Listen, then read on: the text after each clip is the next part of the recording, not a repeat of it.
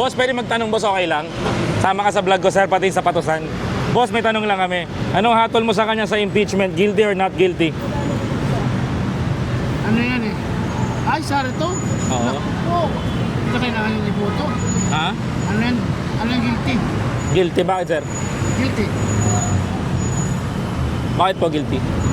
Maraming kalokohan dito sa Pilipinas na nagawa eh. Kagaya ng? Tulad ng hindi niya binabalik yung nakurakot niya na ano ba yun? Confidential fund? Oh, yan. Hindi ba binabalik kung sino-sino binabatikos niya eh. Tapos, binawala niya mga presidente. Eh, mas marami nagawa yan kaysa saka panunungkulan ng tatay niya. Yan lang masasabi ko. Tatakbo siyang presidente, sir. Tatapos presidente, ay mga bubuto na natawa ang bubuto diyan. Dapat siyang pilitin ka na mabuti. One last question, sir. Dapat ba siyang magpaliwanag sa confidential fund? Dapat talaga kasi hindi naman naipaliwanag ko sa kanya, dinala yun eh. Maraming salamat po. So yun guys, magpapagawa ho ng sapatos gagaya ng tahi. Promote na rin natin. Dito lang yan sa Monumento. Tabi ng Victory Liner bus dati. Na ngayon ay Precious Grace Transport na ngayon. Boss, kayo, may tanong ka lang, boss. Bilihan ng ano. Boss, anong hatol mo sa kanya sa impeachment? Guilty or not guilty? Guilty. Bakit guilty, sir? Marami siyang hindi pa na ipapaliwanag eh about sa ano niya yung Confidential fund. Sa confidential fund. Yun lang. Dapat yun maipaliwanag yan ng maayos. Tatakbo siyang presidente para sa'yo. Ano to?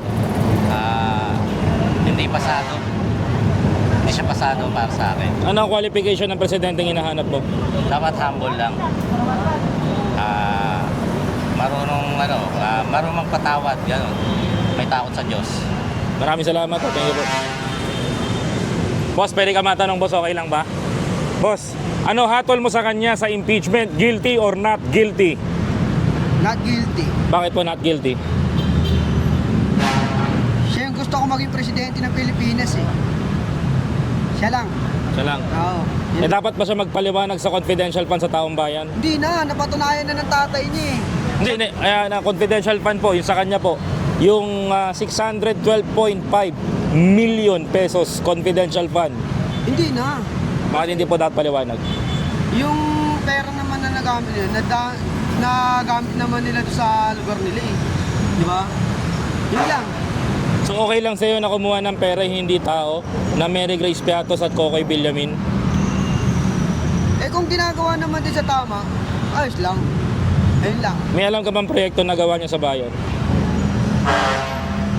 Wala pa. Pero sa tatay niya kasi, marami. Oo. Maraming natulungan yung tatay niya. Dahil sa tatay niya, na-survive yung COVID-19 na yan.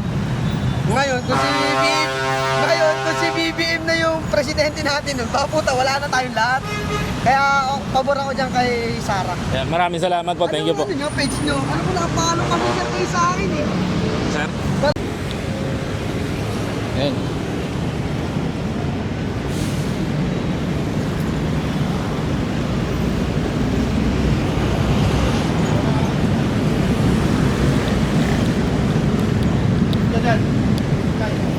Sir, pwede magtanong?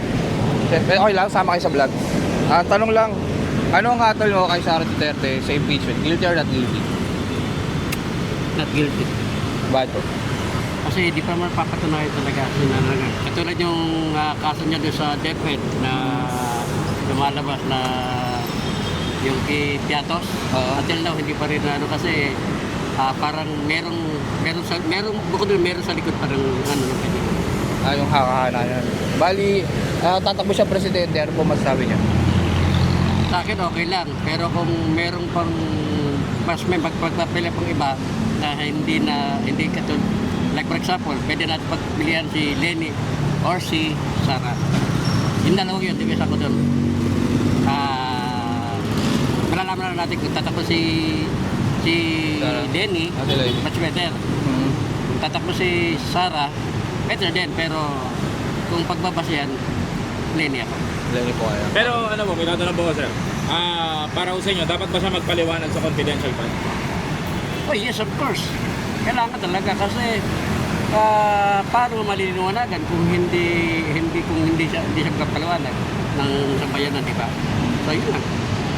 Okay, maraming salamat po, maraming salamat po. Good.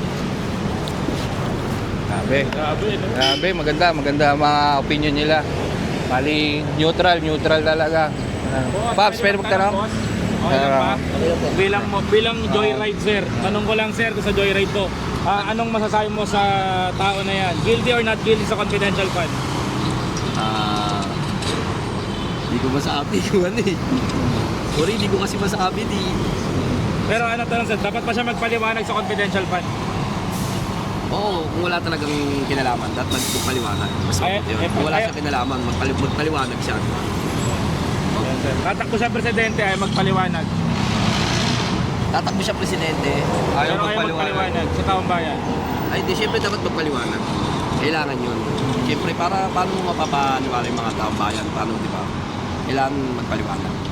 Gulat naman kayo. Salamat po. Salamat. Gulat kayo. Great question. Ito.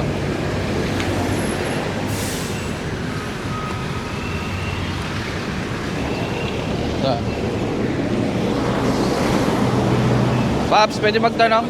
Boss, okay Ora. kasama sa vlog? Sama ko sa vlog namin. Ano yun? Ano ang hatol mo sa impeachment? Guilty or not guilty? Not guilty, boss. Bakit? Bakit po? Eh, solid Duterte kasi ako. Pro Duterte po kayo. Pero dapat po ba siya magpaliwanag sa confidential fund? Oo, kailangan niya magpaliwanag. Pero para sa akin, hindi pa rin siya guilty. Pero kung may explain niya ng mas maayos, di... Eh, tatakbo daw siya. Yung tao. Tatakbo daw po siyang presidente. Ano po masabi niya? Ibuboto ko yan, pre. Solid Duterte po. Oo, solid. Maraming salamat. Ito. Ayun o. Boss, pwede magtanong? Kasi lang sama po kayo sa vlog. Tanong lang, ano ang hatol mo? Impeachment, guilty or not guilty? Wala. Dapat po ba siya magpaliwanag sa confidential funds? Hindi, sabi nga ni Ate Claire, kaya nga confidential no question about it. Di ba sabi ni Ate Claire kay BBM? Dapat transparent. May COA naman tayo Okay. Dapat pag-clear sa COA, Hindi ano na, paliwanag. no question about it. Kung may question sila, di sa COA sila mag-question. Tatakbo daw po siyang presidente. Ano po masasabi Dati niya? naman pwede tumakbo kahit kayong di graduate, basta nag-file sa COMELEC. COMELEC naman lang magde-decide kung capable silang tumakbo ng presidente. Ano po ba ang basehan nyo sa pagka-presidente? Ano po ba ang qualification nyo? Qualification, basta kayang i-guide yung Pilipinas sa mabuti. Yun lang po. Maraming salamat po.